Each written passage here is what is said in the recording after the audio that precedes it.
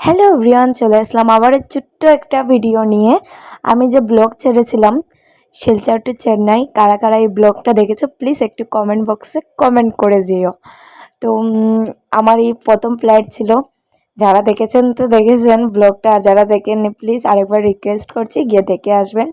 তো এদিকে আমাদের ফ্লাইটটা উড়ে যাচ্ছে, আমরা ডাইরেক্ট ফ্লাইট পাইনি, তার জন্য শিলচর থেকে গুয়াহাটি যাব, গুয়াহাটি থেকে তারপরে চেন্নাইতে।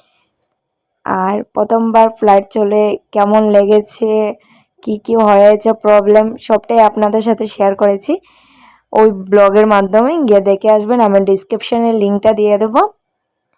আর আমরা ফাইনালি গুয়াহাটিতে এসে গেছি। গুয়াহাটি এয়ারপোর্টের ভিতরে ঢুকে দেখি এত এত সুন্দর জিনিস রেখেছে চারিটে দিকে। ওই ব্লগের মধ্যে আমি পুরোটা দেখিয়েছি, আপনারা গিয়ে দেখে আসবেন।